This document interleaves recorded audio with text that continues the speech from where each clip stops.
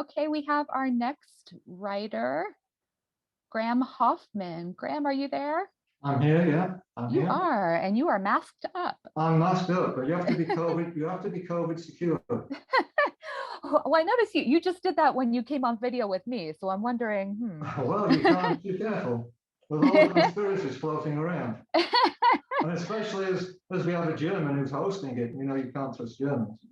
Graham, are you saying we should have observed social distancing during the digital conference? Yes. Absolutely, absolutely. Yeah. That's why I'm sat 1 meter from the computer. We're breaking all the protocol because this is a proof of concept. Hopefully, we'll be more sophisticated for the second edition. Okay.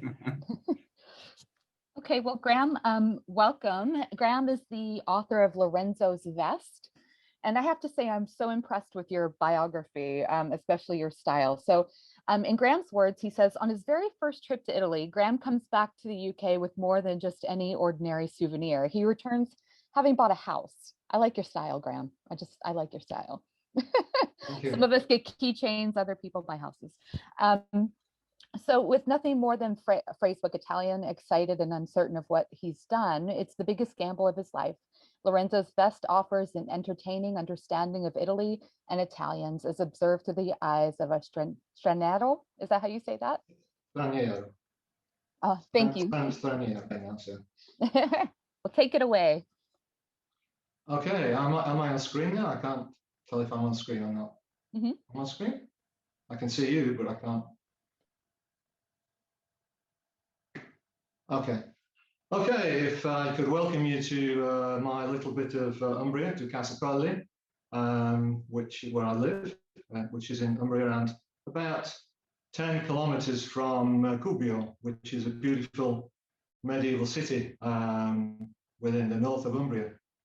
And welcome to Lorenzo's Vest, notes from a house in Umbria, which basically I wrote over several years, and tells the story of me having a home as a holiday home in the first place, which was for about 10 years as a holiday home. And I started scribbling down notes about things that happened to me when I first came to Italy, and then over the years making friends with Italian neighbors and Italians themselves and so forth.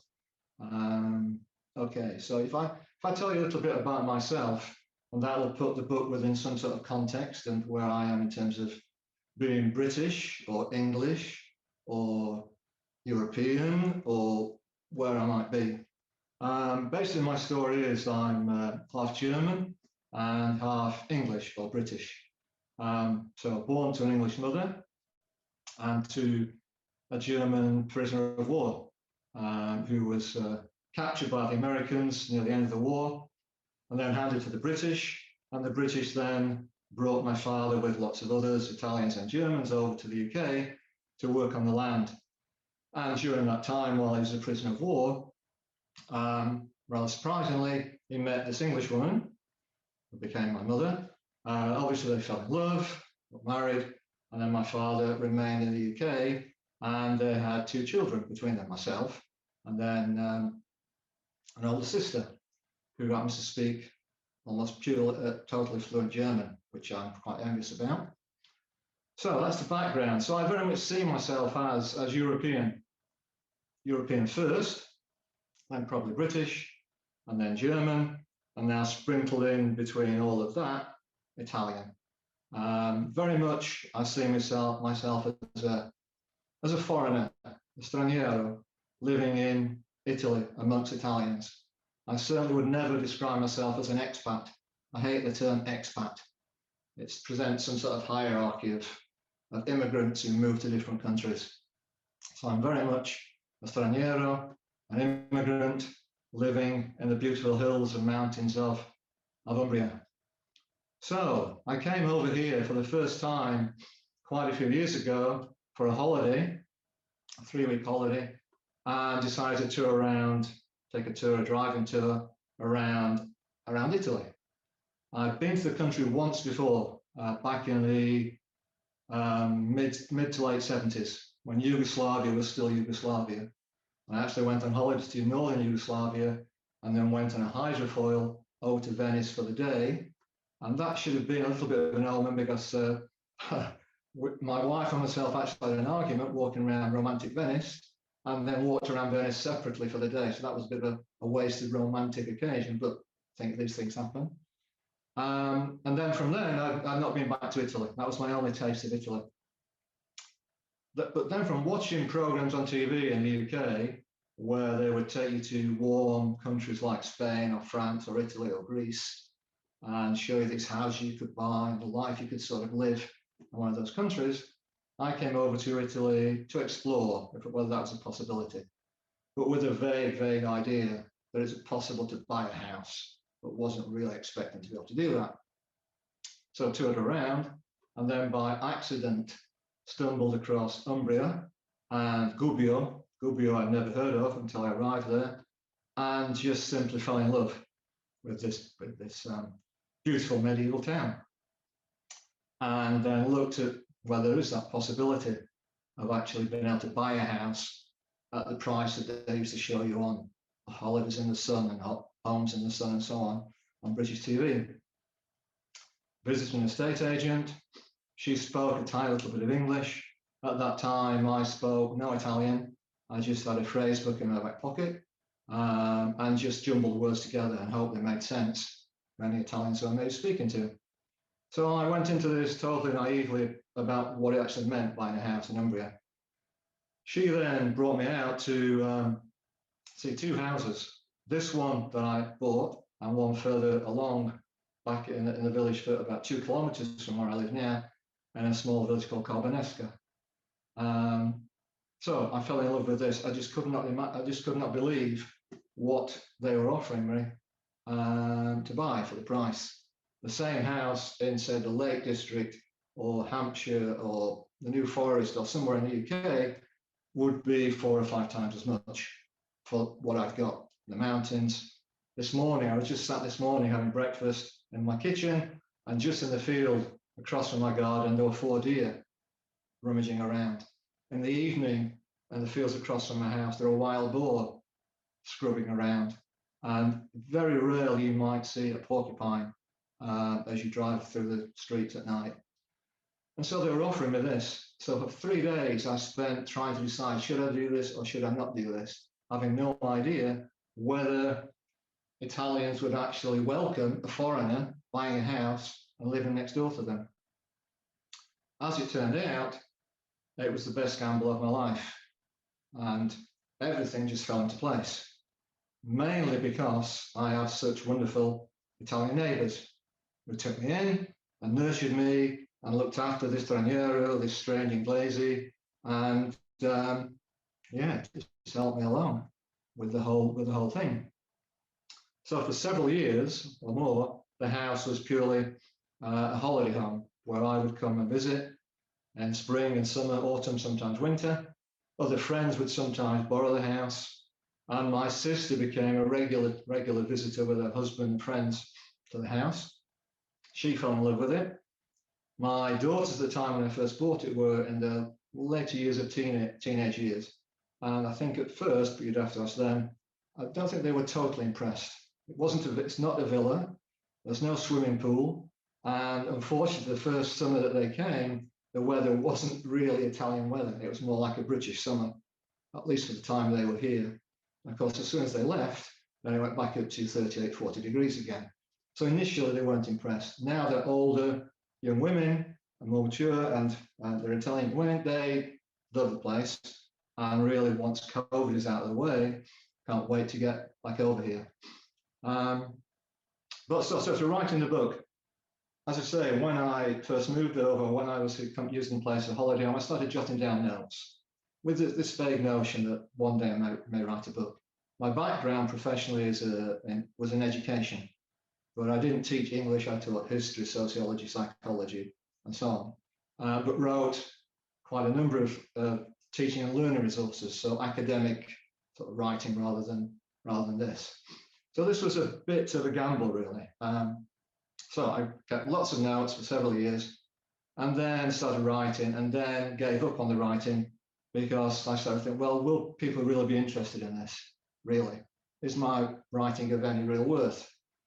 So I left it, put it to one side. And it was really my daughters who kept pushing me to just do it, Dad. If you don't do it, you'll regret it, and you'll look back in the future and think to yourself, well, I wonder if I could have done that. I wonder if people would have liked what I've written. I wonder. And one of the things that I try and encourage my daughters to do is one, to stretch their comfort zones. So they feel a little bit anxious, a little bit nervous, a little anxiety. So it moves them on and they can explore and experience new things. But also not to look back on their life with regrets. Yes, you make mistakes, things happen, you mess things up, but not looking back and wondering, if I'd done this, if I'd done that, what would that have been like? So eventually, I got down to writing it. And that was relatively, although it's hard work, the easy bit, or at least the creative bit, the exploratory bit, the exciting bit, the artistic bit. What became a bit of a bind and a chore is then when you have to edit it, decide what to keep in, what to take out, and the even more grinding chore is the proofreading bit. And I'm terrible, absolutely terrible at picking out my own errors from what I've written. And I can read it 20 times and still miss the obvious errors that other people spot straight away. So that took quite a long time to resolve. And I sort of hope it's resolved now, because the only place just now you can actually find the book, I would like to be able to say it's available in all the bookshops, but unfortunately it's not. The only place you can find it just now is on a site called Feeder Read. And just now that the book's been taken down for yet more maintenance, because I've spotted another few errors, but hopefully next week it should be back there with, I hope, all the errors removed, hopefully. This is a great opportunity for a man basically to fall into the male stereotype and just talk about himself, because the stereotype is that men love talking about themselves. So if anybody wants to jump in and ask a question, then please stop me. Otherwise, I'll just continue to ramble and speak. Okay, Ralph. I'm a bit concerned because you introduced yourself as half German, half British English, but you asked me, maybe, you know, I think it was around sort of burning the midnight oil. You asked me, Ralph, can you update my bio and add Brexit refugee? And that's exactly what I did. That's exactly what I did. Now I'm a Brexit refugee. I mean, that's complicated things massively for anybody who's British and has decided to live anywhere in Europe. I mean, when I bought the house, that was not really on the radar. And even when the vote went in favour of Brexit, I still couldn't really believe that any British Prime Minister would be the one to go down in history for withdrawing Britain from the best economic, social partnership there's ever been. And so Graham, what I'm hearing is you're happy for me to leave it in your bio, because Oh, absolutely, yeah. Okay, no, because absolutely. I thought maybe that was your German sense of humor, which I don't understand. Because my daughter, my daughter is English, British, and I think we understand that I don't understand her sense of humor. She doesn't understand my sense of humor, and you being half German, half British, I thought I might have misinterpreted it. No, we all know, Ralph, that Germans don't have a sense of humor. So well, exactly. I can totally understand that. Okay, good. Yes, I'm now, unfortunately, a British refugee, which complicates all sorts of things. And once COVID is out of the way, I think many English, British people that will have a big shock when that's out of, unfortunately, because just now COVID dominates the news, and Brexit and the consequences of Brexit being pushed into the background and so on. But this is getting a little bit sort of serious. So maybe, unless there are any more questions from anybody else. I do. Okay. Why did you, hi Graham, why did you do all that process yourself with the editing and everything like that? I didn't. I mean, initially I did that myself, and then I did have other people who went through it and proofread it as well and edited things out. But even then, we missed one or two things. And having sort of been in contact with professional authors who actually earn a living from writing, which is pretty difficult. See, I don't understand. That's what I don't understand as part of the process, what the process is. I would be like you, if I wanted to write, which I do, I would be in the same position as you, that you do it all yourself and then hope that something happens later. Yeah. No. What I did, as I say, as you're writing, as you're thinking of writing, every little thing that comes to your mind about whatever you're writing about, make sure you jot down some notes, because you'll forget things. Some of those experiences, those notes, you'll discard, but obviously they'll make the bulk of whatever you're writing about. So that's what I did, and then obviously wrote the book. I then wrote the book, and then sent it out to several people who weren't close friends. So people who knew me, but people who would be honest in their opinions and criticism. Because friends inevitably, even if they may not like it, will be inclined to be nice to you. So I did that. I got fairly good feedback, or pretty good feedback, which was really good. And at the same time, I'd sent it to 2 or 3 people to proofread. And one of them was exceptionally good, Mark Stafford, who some of you may know. He was really good and picked out many of the mistakes that other people had missed. So, you know, so I tried to proofread it, but it's impossible to read and proofread your own work. So they did all that. And then the site FeederRead, basically you upload your text and everything else to FeederRead, and FeederRead eventually puts it into book form. Although I jumped ahead of that, I have a friend or 2 friends who are graphic artists who are based in the UK, and that's their business. So they put all the graphics together for the front and back. And eventually, say it's on FeederRead and available there. So do you have to promote it yourself?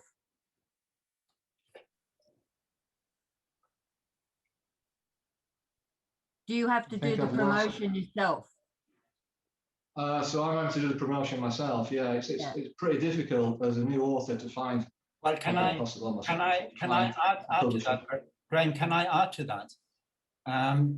Your promotion is your self-promotion through Facebook, where you're telling your stories and you're following your footsteps, is actually what got you selected. Because and actually I would encourage you to continue to do that, because the reason why you were selected, I mean, you know, talk to Mel, we had so many potential authors which we were able to select, but the reason why you got selected is because I was a bit nervous. I said to Mel, look, I was going to introduce Graham, but I haven't read his book. Can you speed read it and then I can introduce Graham? But I didn't have to do that, because following your footsteps through Facebook, I have a very good sense. And so I would encourage you to continue to do that, to promote your book through your social media channels. Kudos to you, Graham. Kudos to you for your hard work. And I think Graham the internet has frozen.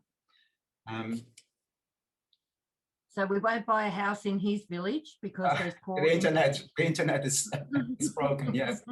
But it's probably like when we get a storm here, or the weather actually influences the stability of the internet.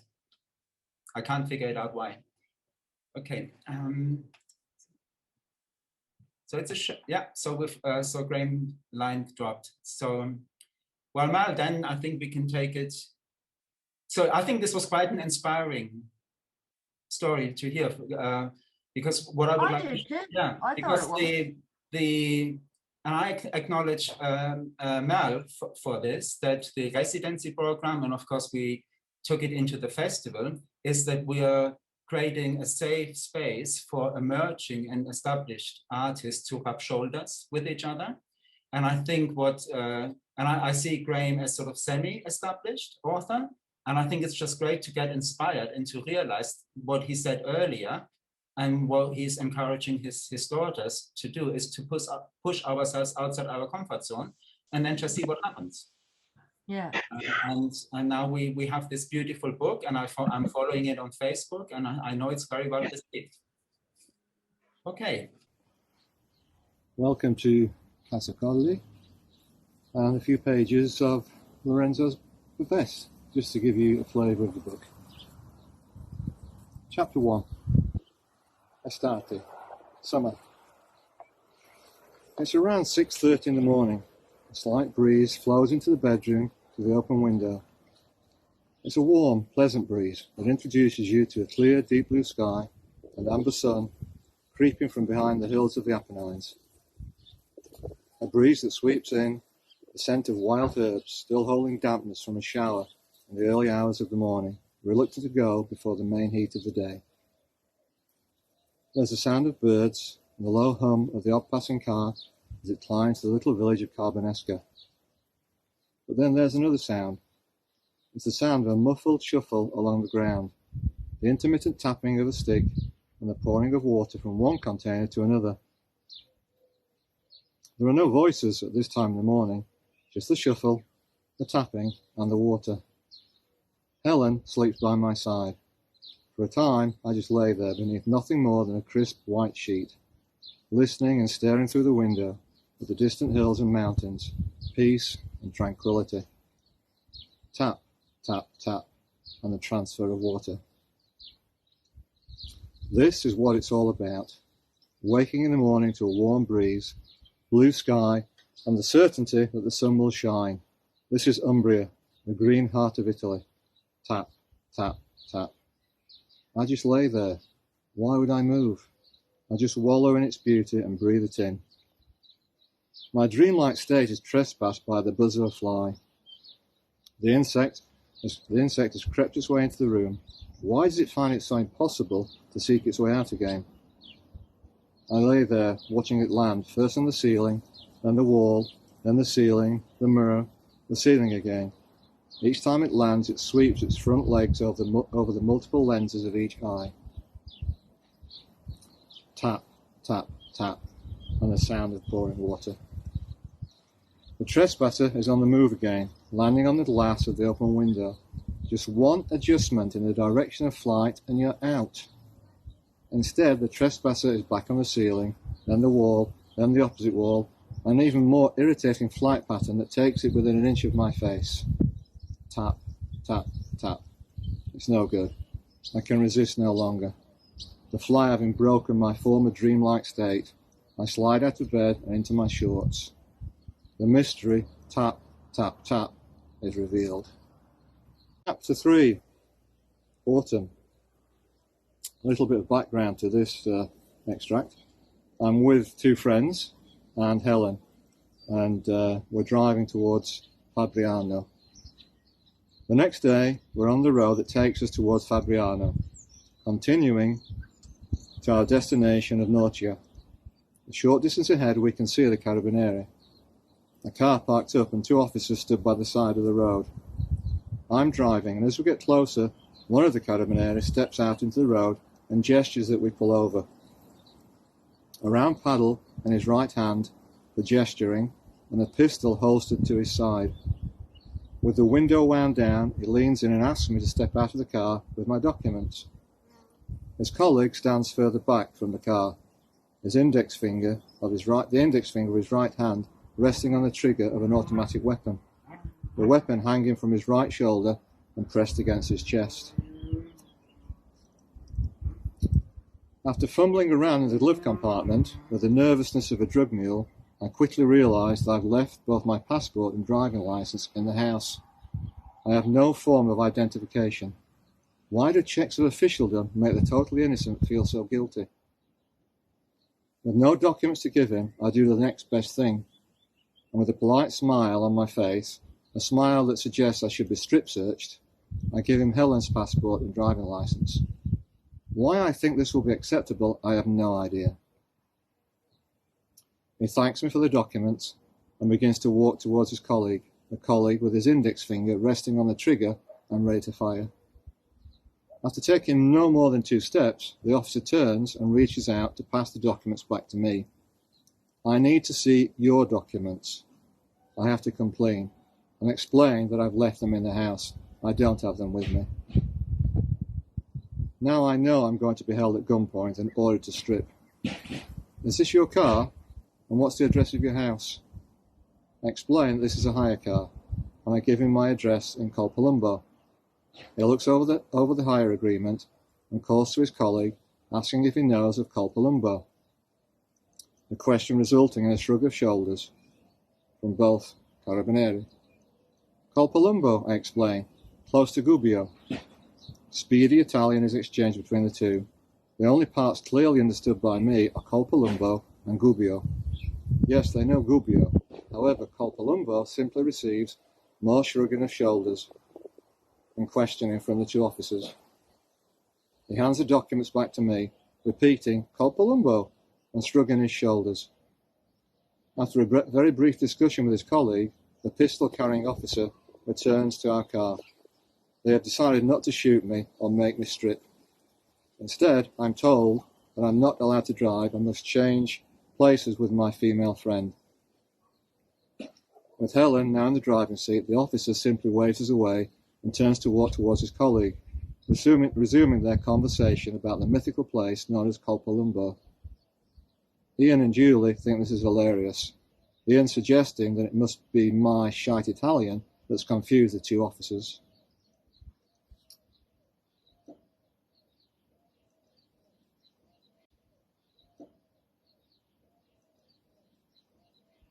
Chapter 6.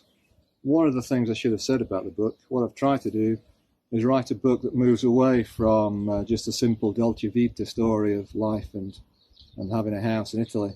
It includes much of that, but it also includes pieces about the history of Italy, issues around politics, gender, the mafia, and it even touches upon racism. So chapter 6 starts to look at the history of Italy and its unification. From Europe's whore to an Italian nation. There are a few important things that you need to get your head around and keep in mind when thinking about what we now know to be the country of Italy. Before 1861, Italy did not exist.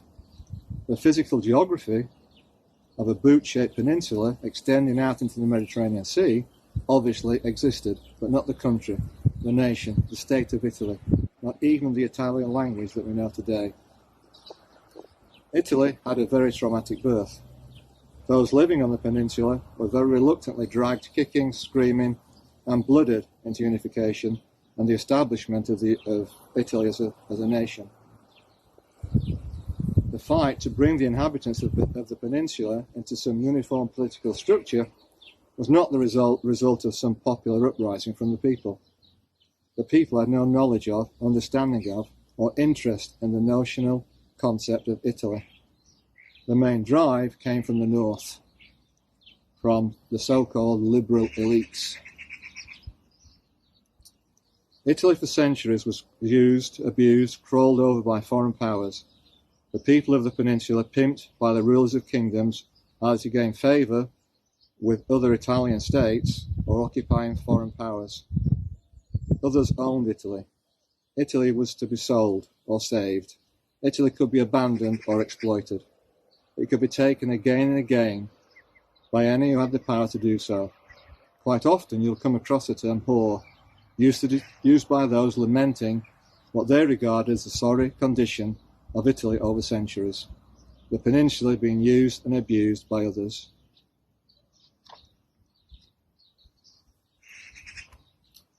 Visit any town in Italy and at some stage you'll walk along Via Cavour, Via Garibaldi or Via Mazzini. Rest your feet, feed your appetite, quench your thirst on Italian red wine or simply people watch in one of the principal piazzas, and you'll probably find you're sat in Piazza Cavour, Piazza Garibaldi or Piazza Mazzini. You'll probably also find yourself walking past Vittorio Emanuele, the first king of Italy, or walking down Corso Vittorio Emanuele, eating pasta or a dish of some other sort in Piazza dell'Unità. In almost every town and city you'll find that you're having your photograph taken standing next to one of the figures, Cavour, Garibaldi or Mazzini. who are regarded as the three most important characters in the unification of Italy.